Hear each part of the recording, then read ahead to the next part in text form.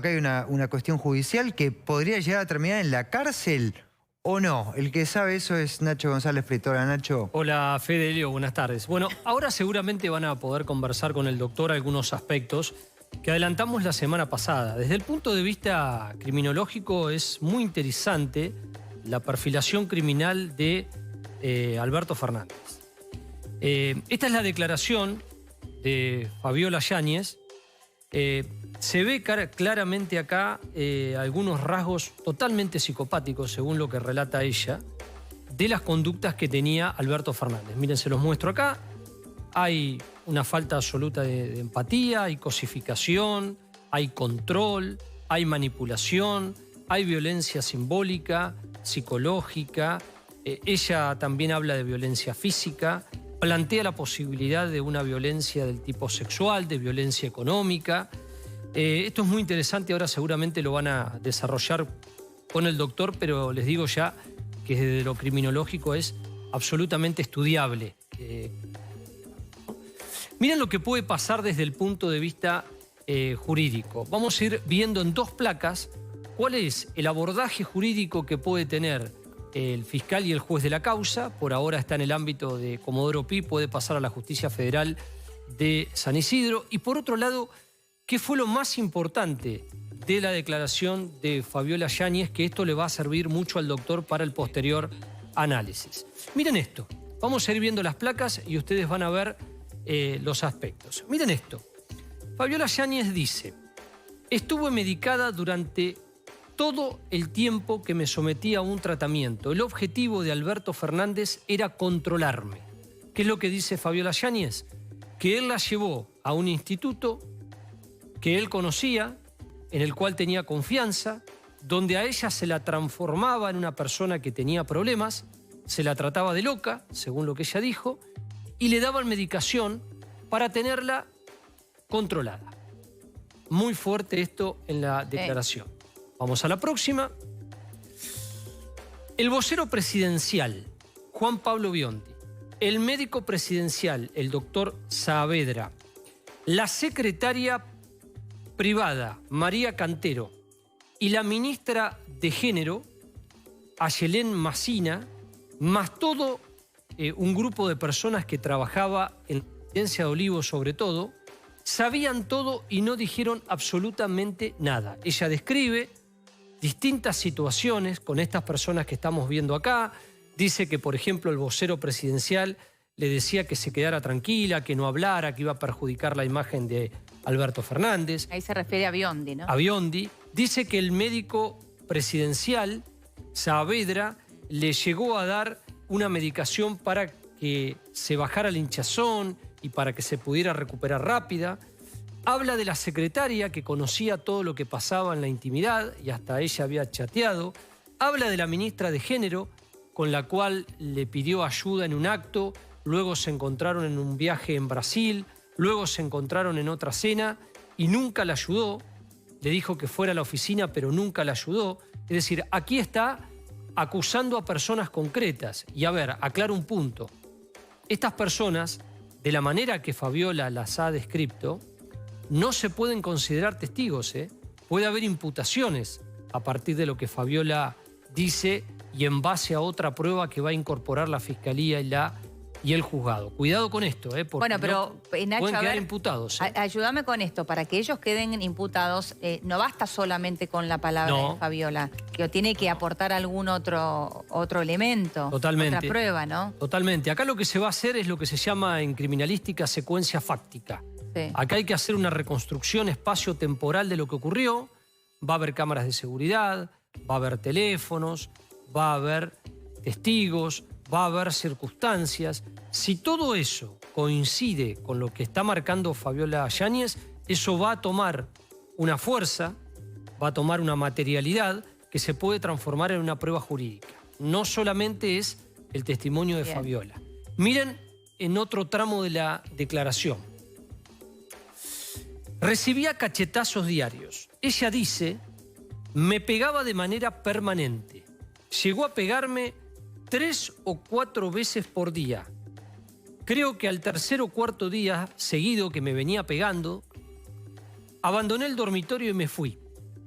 Me mudé a la casa de huésped. Ahí hay testigos, hay cámaras de seguridad. Tenía miedo. Él era avasallante. Entraba a la casa, entraba a mi cuarto, golpeando las puertas a los gritos. Yo no tenía paz. Por eso tenía miedo y me tuve que mudar.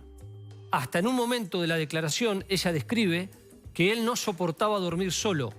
Entonces, ella se quería quedar con el niño, con Francisco en la habitación, y él la obligaba a dormir con él y a colocar al nene en una cuna al lado de la cama. Eso lo dice ella en esta declaración que tengo aquí en las manos y que amplió hoy. Vamos a otro punto. Recibía mensajes cada 3 minutos. Bueno, esto es manipulación pura. Esto es manipulación pura porque ella dice, debía responder sus mensajes cada 3 minutos, por lo que opté en dejar de salir y dejar de frecuentar personas. Es más, estaba absolutamente obsesionado con que si salía era para engañarlo. Lo insólito era que mientras yo me quedaba en casa y hasta mis amigas venían a cenar a la casa, Sí. él salía y saciaba su sed de control y manipulación y salía con otras mujeres. No me dejaba estar con... Lo dice claramente, esto en lo que es la espiral de la violencia de género, una de las características que se estudia en la espiral de la violencia de género, aquellos que pueden proteger o advertir a la víctima está en un círculo de violencia, alejarlo de la familia, Claro. alejarlo de los amigos, alejarlo de la cotidianidad. Punto. Y tiene que ver cómo me obligó a abortar. Bueno, esto es realmente muy grave. Nacho, forma parte del- vamos a hacer una cosa. Tenemos un tema con el micrófono. Sí. Corregimos A ver, el me micrófono. pongo acá, porque no hay buena señal acá. A ver, ¿me ahí sí, escuchas volvió. bien? A ver, Yo lo ahí. escucho, a Nacho. ¿Ahí me escuchas bien? Bueno, me voy a quedar parado acá Dale. porque no tiene buena Perfecto. señal en el estudio. Dale. Bueno, me obligó a abortar. Sí. El tema de lo que dice concretamente es que hubo 2 circunstancias. Una en 2016, donde le dijo, no puede pasar esto, estoy absolutamente en shock. Ella, después del aborto, se separó de él, se fue a vivir a Londres, en el 2016 regresó a la Argentina y ahí él obtuvo, según ella, otra de las cosas que se ven en la espiral de la violencia de género. Se da una situación de superar el momento de tensión, viene el momento de la luna de miel y después viene la calma. Y miren cómo se da esa secuencia que se estudia muy bien en la criminología. Él me prometió, nos vamos a casar, vamos a tener un hijo, vamos a tener una vida distinta, todo va a ser como al principio. Sin embargo, dice Fabiola Yáñez, todo volvió a ser hostigamiento y persecución constante. Es decir, volvió a ejercer ese patrón de control y de conducta. Vamos a la otra. A ver. Y tiene que ver con lo siguiente. Me avisaban de sus infidelidades. Ella cuenta que de manera constante recibía mensajes de otras mujeres que le decían, te es infiel. Está en tal lado, está con tal mujer, estuvo en la casa de gobierno, salió en el auto solo y se escapó de la custodia. Y acusa concretamente a una mujer que le manejaba las cuentas de la mascota Dylan y las cuentas de Alberto Fernández, que llegó a tener hasta la clave privada de las redes sociales. Que eso no cualquier persona te la da. Esa persona, ella no la menciona, pero es Cecilia Hermoso. Sí. Y después dice otra cosa tremenda. Hasta una amiga íntima mía, que vivía en México, me avisó que le acababa de escribir y le decía, te tengo acá en mi teléfono, no sé cómo, qué linda sos. Eso es increíble. Ni siquiera recordaba que te tenía acá guardado en los contactos. Pero sin embargo te escribo y me gustaría tener algo con vos. Bueno, Sin darse cuenta siquiera que era amiga de Fabiola. sí, todo con el doctor ahora tienen Muy para analizar Sí. largo y tendido. Bueno, Diría y que sí. para cerrar esto, ¿qué puede pasar desde el punto de vista legal? Desde el punto de vista legal, todo depende de varias cosas. Depende, por un lado, del criterio del juez y del fiscal.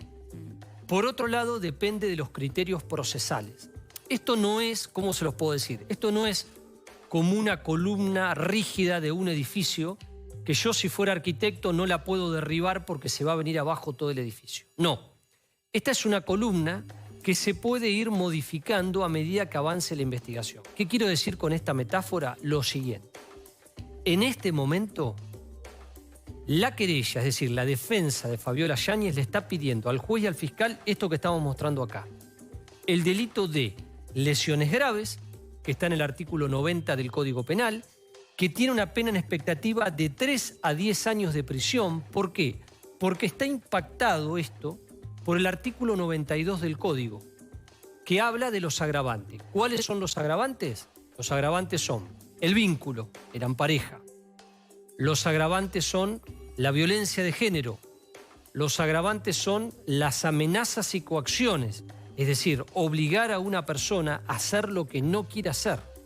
Y eso en el Código tiene un delito que puede llegar hasta 4 años de prisión. Entonces, esto de amenazas coactivas se puede sumar a las lesiones agravadas por el vínculo y por el contexto de violencia de género. Las amenazas coactivas tienen una pena de 2 a 4 años de prisión. ¿Me das un ejemplo de amenazas coactivas, Nacho? Amenazas coactivas, mirá, por ejemplo, Eleonora,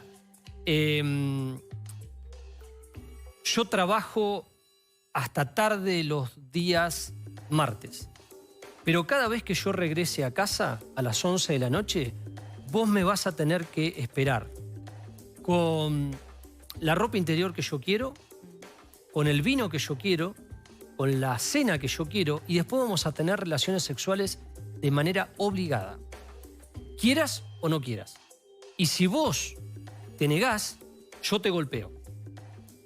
Yo te golpeo, te Y castigo. el hecho de que si denunciaba él se mataba, entra Bueno, en... También amenaza de podría ser. suicidio. Después Sí. lo van a ver bien con el doctor. Eso forma parte de la manipulación. ¿Por qué? Porque lo que hacen habitualmente los manipuladores, muchos de ellos con rasgos psicopáticos o los que tienen el TLP, los trastornos límites de la personalidad, lo que hacen es revertir los roles.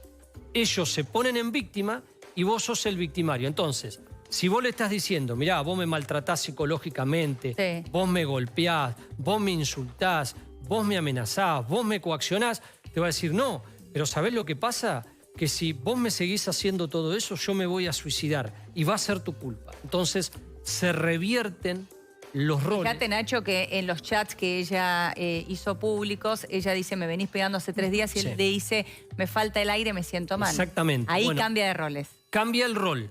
Es decir, el victimario se pone en víctima y trata de cambiar. Y además, a ver, cuando el otro día explicábamos el tema de la violencia de género, que es una cuestión espiral, que pasa por distintos momentos, un momento de tensión, un momento de conflicto, un momento de desarrollo del conflicto con pase al acto, te puede haber golpes, después viene la situación de luna de miel y después viene la calma. Bueno, en esa situación de conflicto desarrollado, muchas veces el conflicto es en la intimidad, víctima y victimario. Y ahí los roles se confunden en muchos momentos, porque vos, a ver, desde el punto de vista criminológico podés tener, estos estudios, una materia de clínica forense, en victimología vos podés tener distintos tipos de víctimas. Podés tener una víctima inocente, podés tener una víctima agresora, podés tener una víctima manipuladora, podés tener una víctima imprudente.